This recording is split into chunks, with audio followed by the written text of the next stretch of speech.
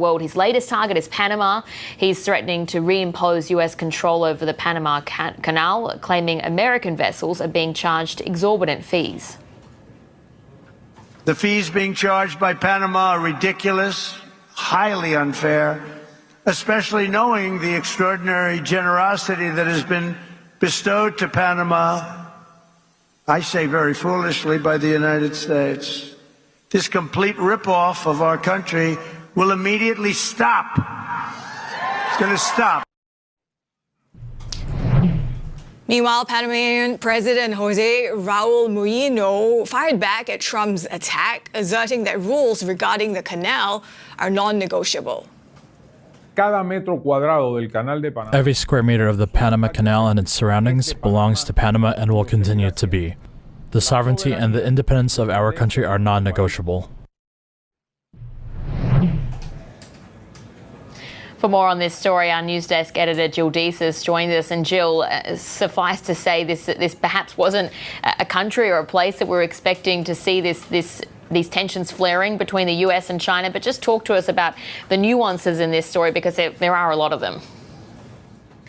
Yes, Belle. So what it seems like Trump is really getting at here, it's not just about what he calls these exorbitant fees that are charged by vessels, but he's also taking issue with what he's saying is this sort of encroachment of control by China and other places. This kind of seems to boil down to the fact that while the canal itself falls under the control of the Panamanian government, there's several ports on both sides of the canal, two of which are controlled by a Hong Kong-based company.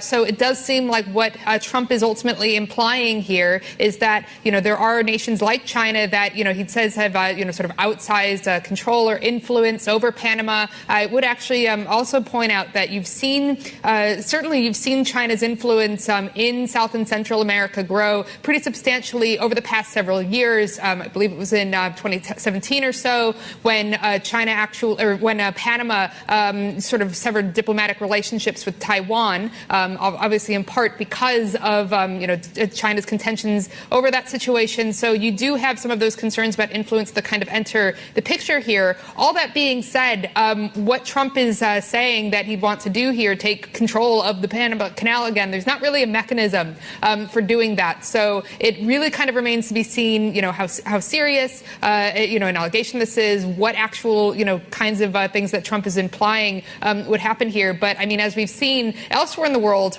you have a lot of, political leaders who have, kind of run up against Trump over the last several weeks in particular, and that's kind of, had some reverberations around the world here. So kind of remains to be seen what Trump could do, once he does actually take power in January. Yeah, and he's really wasting no time, Jill, in kind of upending the global world order. We've also seen how many politicians have been keen to whisper into Trump's ear. What is the sense of China's strategy in all this? Well, I think when it comes to China, I mean, Xi Jinping certainly has experience dealing with Trump before. These are two leaders that have had meetings in the past. So China isn't, and the rest of the world aren't really entering another Trump administration being completely on the back foot or being completely caught off, guard here.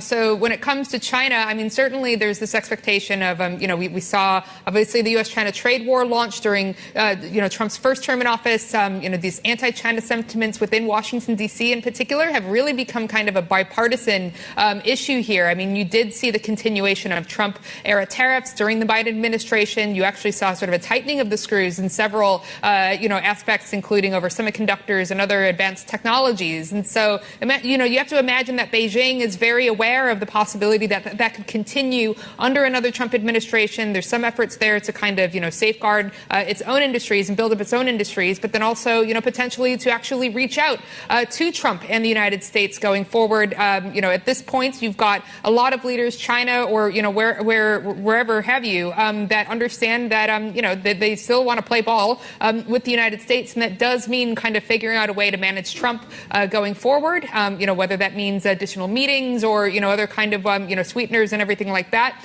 We'll have to see, especially, once Trump actually enters the White House. But yeah, I mean, these leaders all recognize that, they have to work with Trump here.